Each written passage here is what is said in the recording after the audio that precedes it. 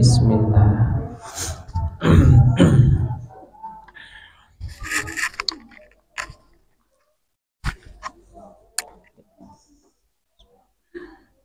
Bismillah.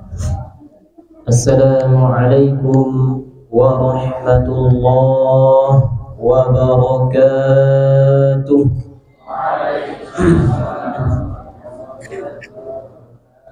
Assalamualaikum warahmatullahi wabarakatuh.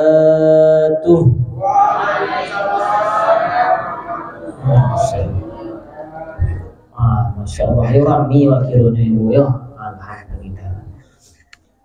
Alhamdulillah.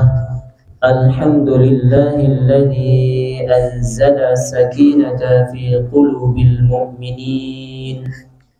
Ashhadu an la ilaha illallah al-malikul haqqul mubin wa ashhadu anna Muhammadan 'abduhu wa rasuluh shadiqul wa'dil amin. Allahumma fassalli wa sallim ala nabiyyina wa rasulina Muhammad sallallahu alaihi wasallam wa ala alihi wa ashabihi wa man tabi'ahum bi ihsanin ila yaumiddin. A'udzu billahi minasy syaithanir rajim. Bismillahirrahmanirrahim. Rabbi shrah li sadri wa yassir li amri wahlul 'uqdatam min lisani yafqahu qawli. Amin. Amma ba'du. Awal kalam permulaan kata, marilah kita sama-sama bersyukur kepada Allah Subhanahu wa taala, yang mana Allah Subhanahu wa taala memberikan berbagai macam nikmat kepada kita. Bangunnya kita di pagi hari, bisanya kita melaksanakan ibadah dan ibadah kepada Allah Subhanahu wa taala, serta Allah masih meluangkan waktu untuk kita, menggerakkan hati kita untuk bisa hadir di musala Baitul Jannah ini. Itu adalah merupakan nikmat yang sangat luar biasa. Bersyukur kita kepada Allah, kepada Zat yang tidak pernah menzalimi makhluknya. Apapun makhluk ciptaan Allah, tidak ada Allah bersifat zalim kepadanya. Baik itu manusia, jin, syaitan, binatang sekalipun, Allah tidak akan pernah zalim, tidak akan pernah lupa untuk memberi makan makhluknya. Kita ketahui ada seekor ular yang buta. Tanyakan bagaimanakah cara Allah memberikan makan kepada seekor ular yang buta. Tiba-tiba ular tadi melilit sebuah pohon, lalu sampai ke ranting yang paling ujung. Ternyata di ranting sana ada seekor burung yang sedang membersihkan sayapnya. Dan ular tadi dengan izin Allah membuka mulutnya, langsung menelan burung tadi. Itu cara Allah Subhanahu wa taala memberikan makan untuk makhluknya. Kita lihat juga binatang yang kita anggap sebagai najis, yaitu anjing. Ke sana ke sini pergi mencari makan. Tetapi yakinlah, pada suatu saat, satu detik, satu waktu pasti ada orang yang akan memberinya makan. Paling tidak ada hewan yang akan dia makan. Itulah cara Allah memberikan rezeki kepada makhluknya. Apalagi kita sebagai manusia, makhluk ciptaan Allah yang mulia, makhluk pilihan Allah, pasti Allah menjamin rezeki untuk kita. Mari kita sama-sama mengucapkan alhamdulillah. Salawat dan salam kita sampaikan kepada Nabi besar Nabi Muhammad sallallahu alaihi wasallam dengan ucapan Allahumma salli ala sayyidina Muhammad wa ala alihi wa sahbihi wa barik wa sallim. Rasulullah sallallahu alaihi wasallam bersabda, al-bakhilu alladhi man dzukirtu falam yusalli alayya. Sebakhil-bakhilnya orang, sepelit-pelitnya orang adalah orang yang apabila disebutkan kata namaku, kata Nabi Muhammad sallallahu alaihi wasallam, ia enggan berselawat kepadaku. Maka janganlah kita menjadi hamba Allah yang bakhil, hanya mengucapkan sallallahu alaihi wasallam. Yang kami hormati bapak-bapak, ibu-ibu pengurus musalla Baitul Jannah, semoga Allah memudahkan segala urusan kita, membalas dengan pahala yang terbaik. Amin. Karena siapapun yang berhubungan dengan rumah Allah ini pasti akan dimuliakan oleh Allah Subhanahu wa taala dan dipandang mulia oleh Rasulullah sallallahu alaihi wasallam. Dalam kisahnya kita lihat ada seorang nenek-nenek yang suka membersihkan musala atau masjid. Suatu ketika Rasulullah sallallahu alaihi wasallam tidak melihat nenek-nenek tadi. Bertanyalah kepada sahabatnya, "Wahai sahabatku, di manakah nenek yang suka membersihkan masjid?" "Dia sudah meninggal ya Rasulullah." Maka Rasulullah sallallahu alaihi wasallam pun mendatangi kuburnya, mendoakannya. Jadi kita yang berhubungan dengan musalla dan masjid merupakan pilihan Allah Subhanahu wa taala. Jadi kita harus bersemangat.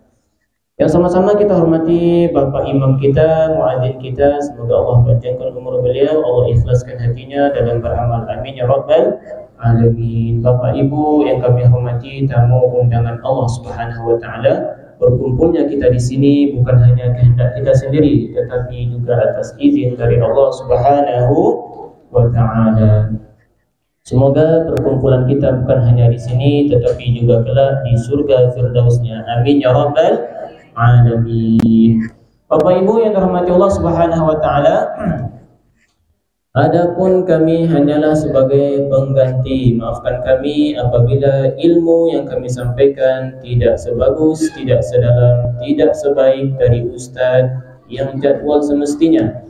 Adapun kami tidak dikasih tahu judul yang akan kami sampaikan pada malam hari ini, sehingga kami pun kaget tadi diberitahu judulnya kalau tidak salah masjid ya saya.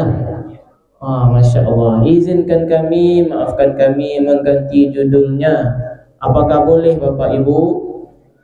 Alhamdulillahirabbil alamin. Bismillahirrahmanirrahim. Yang akan kita pelajari pada malam hari ini adalah 5 wasiat, 5 wejangan Rasulullah sallallahu alaihi wasallam kepada sahabat Nabi Abu Hurairah radhiyallahu anhu. Yang mana 5 wasiat ini bukan hanya dipertujukan kepada Abu Hurairah radhiyallahu anhu, tetapi juga kepada kita sebagai umat dari Nabi Muhammad sallallahu alaihi wasallam. Yang mana 5 wasiat ini pasti tentunya sudah sering kita dengar, baik daripada ustaz, daripada muallim kita yang lain. Tetapi bagi kita yang sudah pernah mendengarkan, anggaplah ini sebagai murajaahnya dalam bahasa Qur'annya atau pengulangannya dalam bahasa wahyu. Bagi kita yang pertama kali mendengarkan, semoga bisa menjadi ilmu yang bermanfaat. Amin amin ya rabbal alamin. Dari Abu Hurairah radhiyallahu anhu, Rasulullah sallallahu alaihi wasallam bersabda, "Man ya'khudhu 'anni haula'il kalimat fay'amalu bihin."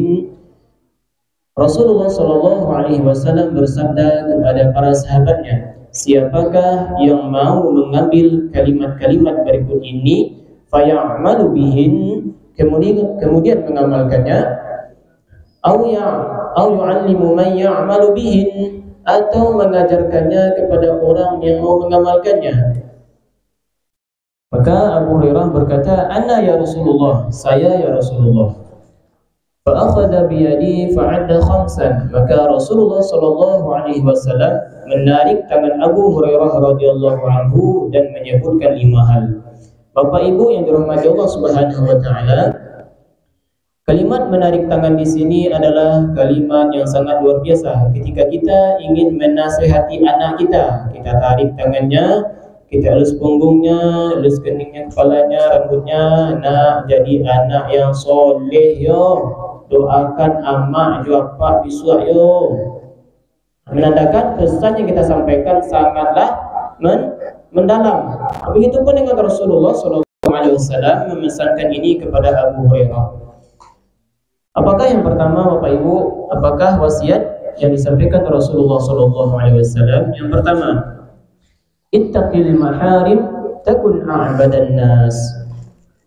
Jauhilah atau tinggalkanlah segala sesuatu yang haram, maka kamu akan menjadi orang yang paling beribadah kepada Allah Subhanahu wa taala.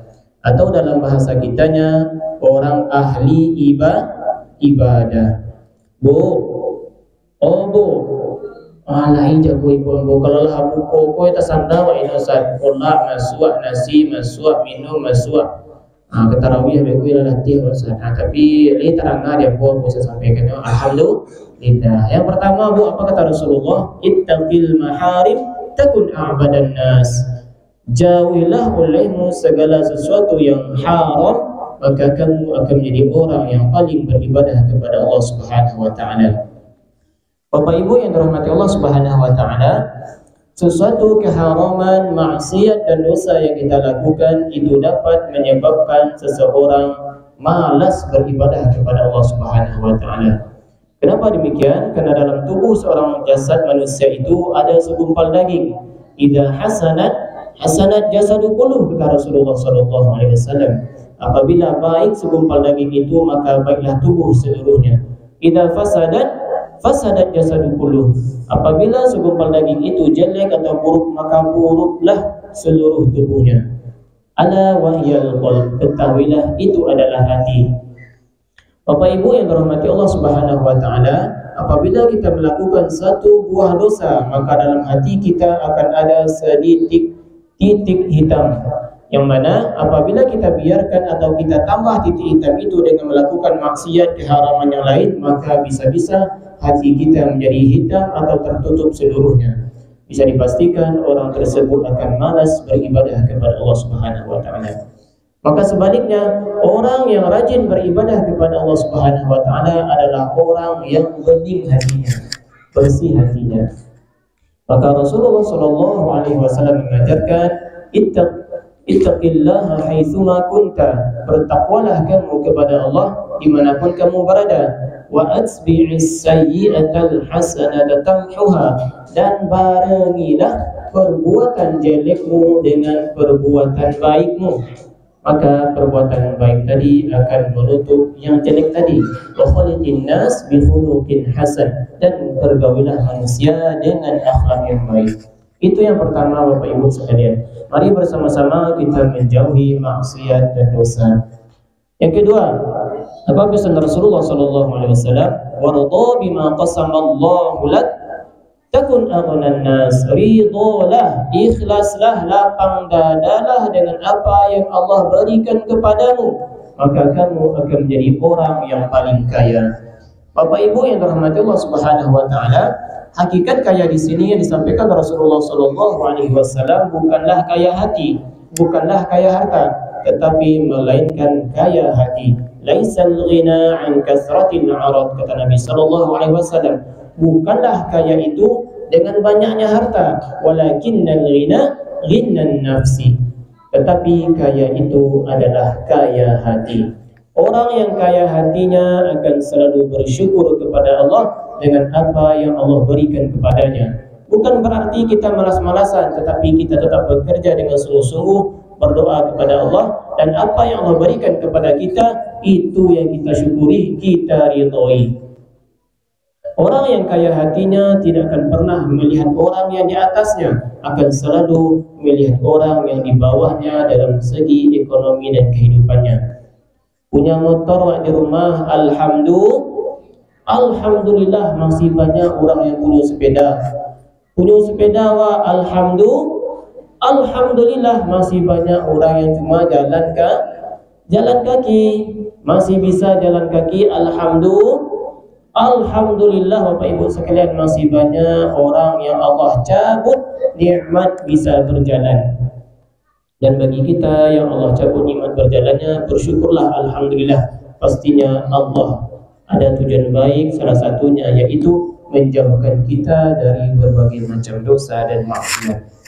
Bapak Ibu yang dirahmati Allah Subhanahu wa taala, Rasulullah sallallahu alaihi wasallam juga memesankan, unzuru ila man huwa asfala minkum wa la tanzuru ila man huwa fawqakum. Lihatlah kepada orang yang berada di bawahmu dan janganlah melihat orang yang ada di atasmu. Apa tujuannya? Agar kita selalu bersyukur dengan apa yang Allah berikan.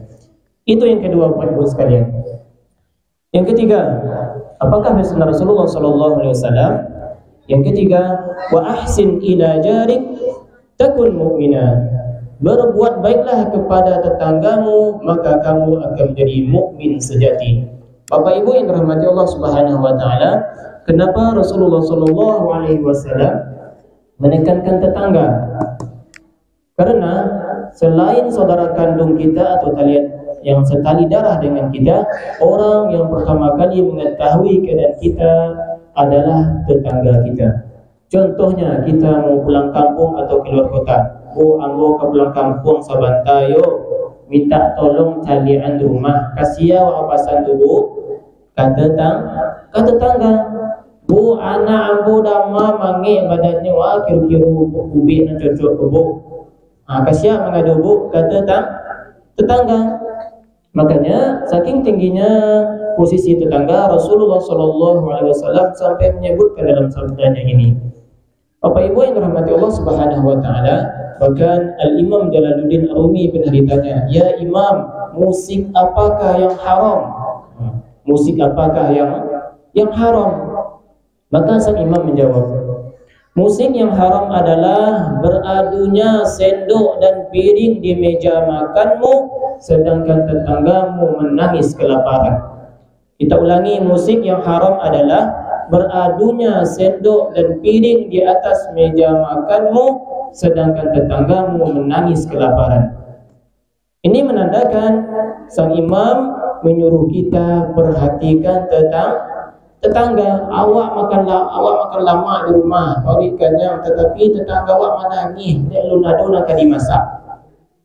Makanya Rasulullah SAW memesankan wa ahsin ila jarik, berbuat baiklah kepada tetangga.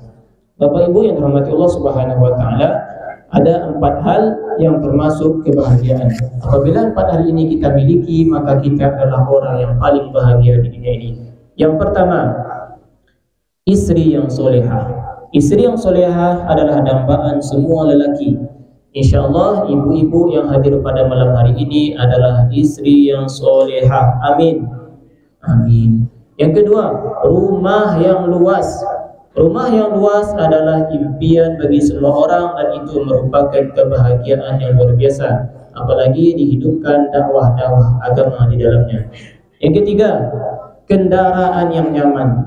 Apabila kita memiliki kendaraan yang nyaman, baik mobil, motor dan sebagainya, itu merupakan kebahagiaan yang luar biasa. Dan yang keempat, tetangga yang soleh dan baik. Apabila kita memiliki tetangga yang soleh dan baik, maka itu merupakan kebahagiaan yang luar biasa. Kenapa demikian? Taranga dewa wali berbunyi di rumah tetangga awak. Dalam murah tu diketuk-ketuknya pintu rumah awak. Bu, ambo memasak gulai tadi. Aduh, tak ibu kat seketik wak. Amarah kesana mati waktu itu. Makanya semoga kita yang berhadir di sini semuanya termasuk menjadi tetangga yang baik dan soleh. Amin. Amin. Dan kita juga mendapatkan tetangga yang soleh dan baik. Amin ya rabbal alamin. Itulah yang ketiga. Yang keempat, Bapak Ibu sekalian, apakah pesan Rasulullah sallallahu alaihi wasallam, wa hibba linnas ma tuhibbu li nafsik takun muslimah, dan cintailah untuk manusia apa yang kamu cintai untuk dirimu sendiri, maka kamu akan menjadi muslim sejati. Bapak Ibu yang dirahmati Allah Subhanahu wa taala, apabila kita suka atau kita ingin orang tidak menggunjing, tidak menggibah kita, maka janganlah kita menggibah orang lain. Kita suka orang berkata lembut kepada kita, maka kita harus berkata lembut juga kepada orang lain. Kita suka dihormati orang, maka kita juga harus menghormati orang lain. Kenapa demikian Bapak Ibu sekalian? Karena sebanyak apapun ibadah kita kepada Allah Subhanahu wa taala, dan apabila hubungan kita sesama tetangga, sesama manusia itu jelek, maka bisa menyebabkan kita masuk neraka. Dalam hadis diceritakan Rasulullah sallallahu alaihi wasallam bertanya, "Atadruna mal muflis?" Apakah kalian tahu siapa orang yang bangkrut? Kata Nabi sallallahu alaihi wasallam. Maka sahabat menjawab, "Al-muflisu fina man la dirham lahu wa la mata'." Orang yang bangkrut di sisi kami ya Rasulullah, orang yang tidak punya harta benda di rumahnya. Maka Rasulullah menjawab, bukan itu, Tetapi orang yang bangkrut adalah al-muflisa min ummati, orang yang bangkrut adalah dari umatku. Ya'ti yaumal qiyamah, dia datang pada hari kiamat, bisolatin wa siyamin wa zakatin, dia datang pada hari kiamat membawa pahala solat, membawa pahala zakat, dan membawa pahala puasanya. Waqad syatama hadha wa akala mala hadha wa daraba hadha, tetapi dia datang juga membawa dosa, yaitu menfitnah saudaranya sesama muslim sehingga malulah saudaranya tadi. Dia pernah memukul saudaranya, maka sakitlah saudaranya tadi. Bahkan dia pernah memakan harta saudaranya dan dia pernah membunuh saudaranya. Sehingga dalam pengadilan Allah kelak akan ditampakkan ketika dia akan dimasukkan ke dalam syurga karena banyaknya ibadahnya kepada Allah. Datang orang protes, ya Allah, ibadahnya memang banyak tetapi saya pernah difitnahnya. Apa kata Allah? Berikan pahalanya kepada orang yang dizaliminya. Begitu seterusnya. Ya Allah, dia pernah mukul saya. Ya Allah, dia pernah membunuh saya. Ya Allah, dia pernah begini-begini, sehingga malulah saya. Maka kata Allah, ambil pahalanya, berikan kepada orang tadi yang dizaliminya. Sedangkan ketika pahalanya sudah habis, orang yang menuntutnya masih banyak, apa kata Allah? Ambil dosa-dosa orang yang dizaliminya, timpakan kepadanya. Bisa-bisa orang yang beramal banyak tadi akan menanggung dosa banyaknya orang yang dizaliminya. Kemudian dia akan diseret oleh para malaikat ke dalam neraka. Na'udzubillah, tsumma na'udzubillah. Makanya Rasulullah sallallahu alaihi wasallam memesankan, wahibba linnas ma tuhibbu li nafsik takun muslimah. Cintailah untuk dirimu, untuk orang lain apa yang kamu cintai untuk dirimu sendiri. Bapak Ibu yang dirahmati Allah Subhanahu wa taala, itu yang keempat. Adapun pesan yang terakhir yang Rasulullah sallallahu alaihi wasallam sampaikan kepada Abu Hurairah adalah wala tuksirud dhahik fa inna kasratud dhahik tumitul qalba. Janganlah banyak tertawa karena tertawa itu dapat mematikan hati. Bu. Oh Bu. Alah iya tuh ibu mah. Aku yang pertama tadi Bu. Cari sih rekaman ulangnya Pak Ustaz. Nah, Ustaz, kamera ada. Yang pertama yang disampaikan Rasulullah adalah meninggalkan sesuatu yang haram, maka kita akan menjadi orang yang paling beribadah kepada Allah. Yang kedua, apa Bu?